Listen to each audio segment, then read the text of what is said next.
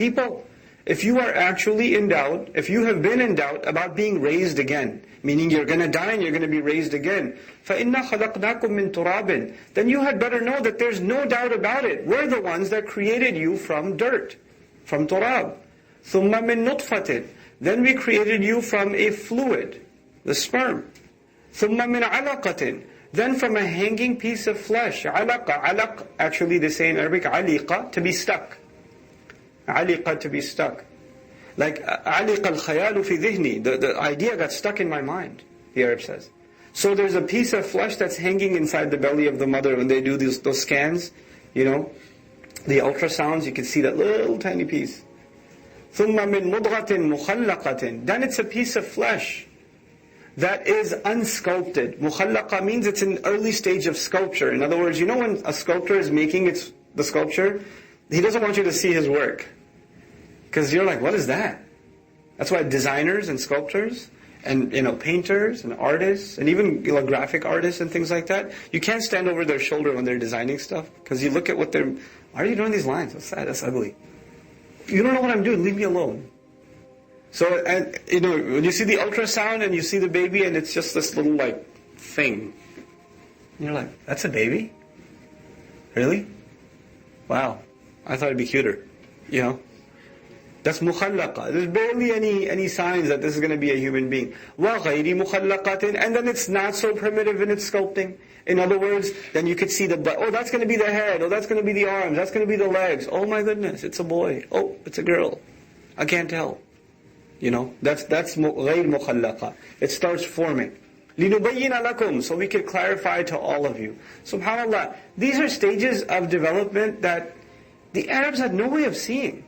And so Allah was telling us, and now we talk about it casually, ultrasound and all this stuff, that all the medical advances we have, we can see these things, right? And these developments. So we can clarify for all of you. وَنُقِرُّ فِي الْأَرْحَامِ مَا نَشَاءُ, and we maintain inside the wombs, and we keep stationary inside the womb. Qarar means to find a place and stay there calm. Okay, so we maintain and station something in the wombs of the mothers, whatever we want. In other words, sometimes the baby stays, sometimes the baby's lost. And what qualities this baby's going to have? Is he going to have, all functioning limbs? Is he going to have a defect or not? What color is he going to be? Is it going to be a boy or a girl? Smart or dumb? Whatever. All of those things, it's up to us. إِلَىٰ أَجَلٍ مُسَمَّى, until a well-named time. Until a well-defined time. An appointed time. ثُمَّ نُخْرِجُكُمْ, then we take you out. We literally bring you out, طِفْلًا, as a baby. And when you hear these ayat, you should think about yourself. Allah is saying, I delivered you. I brought you out. We brought you out as a baby. ثُمَّ لِتَبْلُغُوا أَشُدَّكُمْ, and then, so that you can reach your mature age.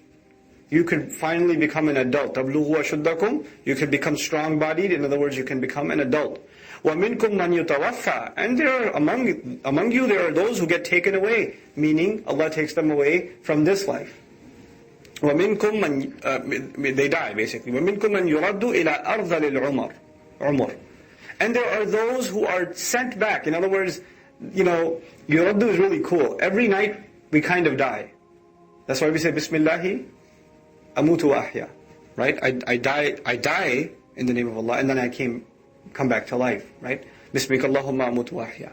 Yuraddu actually means send back to sender, like return to sender. You know how somebody ships something to you and you reject it? Or you sent it to the wrong address or something? It's as though every night Allah turns down the request of your death. Yuraddu. Every night you are resuscitated. You know how somebody comes out of a coma? That's the image here. Every night we go into a coma and Allah decides, no, send him back. Let him live again. Let him have another day. Let him have another day. SubhanAllah. That's yuraddu. And some of you, Allah keeps doing that to you. إِلَىٰ أَرْذَلِ الْعُمَرِ. Ardal, they say, duna min kulli shay. It's below everything else. الناس يبتعدون عنه بسبب حقارته. The person who gets so old, and they get so, people are uncomfortable being around that person. Because of their physical state, their coughing, the smell, they're so disabled they can't clean themselves. All kinds of things happen in old age that are embarrassing, And as a result, people stay away from that person, and they're kind of disgusted by it. This is, and this is not something in Islamic tradition, but in the West, subhanAllah, we don't even want to deal with our grandparents. We put them in old folks' homes and things like that. I don't want to deal with that. Because my kids say, ew, when they see grandma. This is arda lil umr. Some of you, I will keep sending back, allowing them to live day after day after day, until they reach that horrid state of age, where they're completely deteriorated, and people don't even talk to them. And that's the other thing about that age. People feel like, what good are you now? You can't do anything for the world now. The world has to do something for you. We have to take care of our seniors, the Social Security conversation in politics, right? So, at that age, what do you have to offer? You've got senility. Your memory loss is starting to happen. You can't remember a conversation you had just a couple of minutes ago. So what good are you? All the accomplishments of that you may have made in the past are all gone. They're all gone. This is أرذل العمر. لكي لا يعلم. And this is actually, again, the opposite is the case in our tradition. We're supposed to honor our elders. And we're supposed to see them as ibrah, see them as a warning. The Prophet ﷺ used to make dua against being very old, reaching really, really old age where he's not able to take care of himself. He wanted Allah's protection from things like being senile. It's not an easy thing. It's a very difficult state.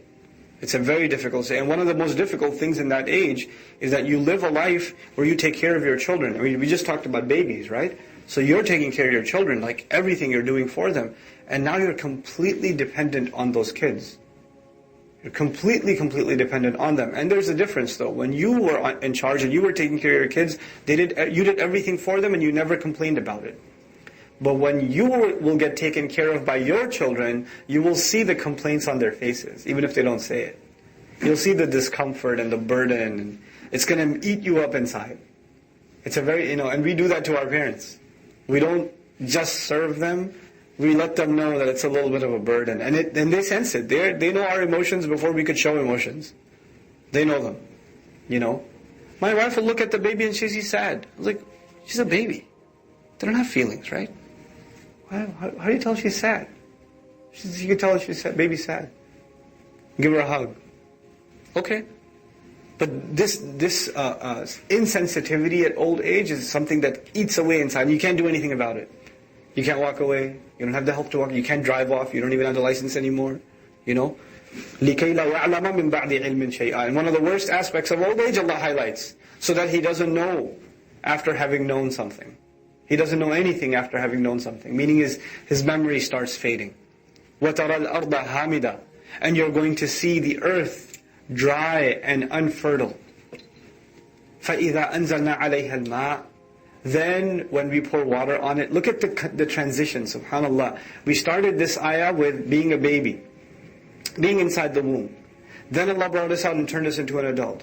Then we became really old and withered.